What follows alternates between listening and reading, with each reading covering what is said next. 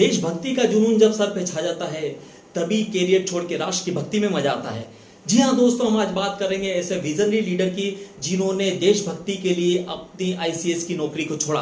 नमस्कार दोस्तों, मैं sir Prakash Awasthiya, business consultant from Bada Business. जी हाँ दोस्तों, 23 जनवरी 1897 में उड़ीसा में कटक में एक ऐसे बच्चे का जन्म हुआ जो शुरू में अंतर्मुखी प्रकृति का था, लेकिन जब प्रेसिडेंशियल कॉलेज तक पहुंचते पहुंचते वो व्यक्ति देशभक्ति में ऐसा लीन हो गया जिसने आजादी की बेड़ियां तोड़ने में एक बहुत प्रमुख भूमिका निभाई। जी हाँ दोस्तों, सुभाष चंद्र बोस, गांधी जी, नेहरू जी, लाला लाजपत राय, चंद्रशेखर आजाद, तिलक जी, ऐसे लीडर्स का हमारी देश की बेड़ियां तोड़ने में प्रमुख योगदान रहा। दो दल थे जिसमें एक नरम दल और एक गरम दल। नरम दल के नेता थे गांधी जी, लेकिन गरम दल के नेता थे सुभाष चंद्र बोस। जी हाँ, आजाद हिंद फौज का गठन करने के बाद में सुभाष चंद्र बोस ने इस तरीके की ब्रिटिश सैनिक में और हमारे सैनिकों के बीच में इस तरीके की लड़ाइयां, इस तरीके की रणनीति का इस्तेमाल किया, जिसके कारण 1947 में भारत आजाद हुआ, अंग्रेजों को भारत छोड़ना पड़ा। जी हाँ दोस्तों, आईसीएस की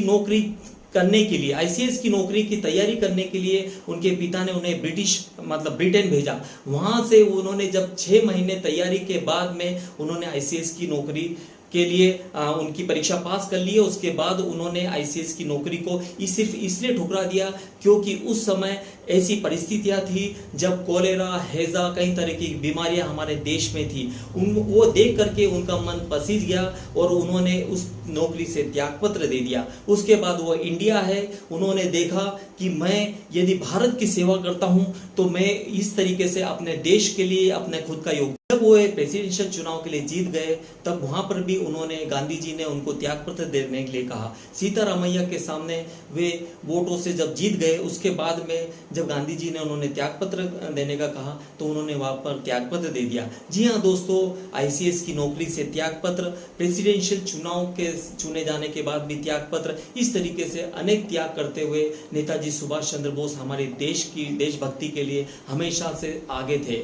नरम दल और गरम दल हमारे देश में दो ऐसे दल थे जिनके द्वारा हमारे देश में आजादी की लड़ाई लड़ी गई।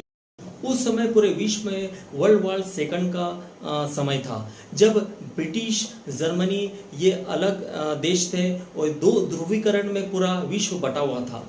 तब जाकर के जब सुभाष चंद्र बोस ने देखा कि यहाँ पर अगर इस तरीके से बात नहीं बनेगी तो उन्होंने पॉलिटिकल अलायंस जो है बाहर विश्व से या बाहर के देश से लाने का सोचा। इस तरीके से वे जर्मनी में हिटलर से मिलने गए और हिटलर के द्वारा उन्होंने जापान के लोगों को, वहाँ की सेना को अलायंस करके उन्होंने आज़ाद हिंद फौज का गठन किया। जी हाँ, आज़ाद हिंद फौज का गठन करने के बाद जब उन्होंने हमारे देश में लोगों से आजाद हिंद फौज के प्रति लोगों का ऐसा विश्वास था कि हर बच्चा देश का हर व्यक्ति आजाद हिंद फौज के लिए, उसमें शामिल होने के लिए बिल्कुल आगे आए, और इस तरीके से आजाद हिंद फौज का हमारे देश के स्वतंत्रता में बहुत बड़ा योगदान है।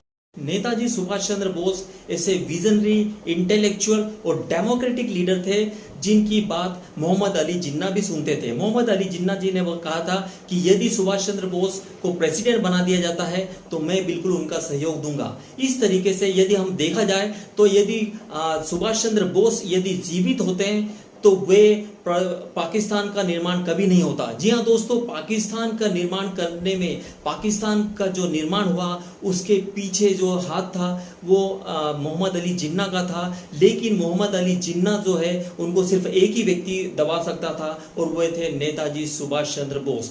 नेताजी सुभाष चंद्र बोस ऐसे इकोनॉमिस्ट थे जो भारत की आज़ादी को लेकर के और भारत के इकोनॉमिक को लेकर के भी बहुत अग्रसर थे, क्योंकि उन्होंने आईसीएस की जब एग्जाम को पास किया था उन्होंने काफ़ी पढ़ाई करी। उन्होंने देखा कि आर्थिक आज़ादी भी बहुत ज़रूरी है, जिसके द्वारा ही भारत जो है विश्व के ऊपर अपना नाम कर सकता है। तो इस तरीके से आज़ाद हिंद फौज का गठन करने से लेकर के पूरे जीवन में काल में जो है आज़ादी के लिए लड़ाई में सुभाष चंद्र बोस का बहुत गहरा योगदान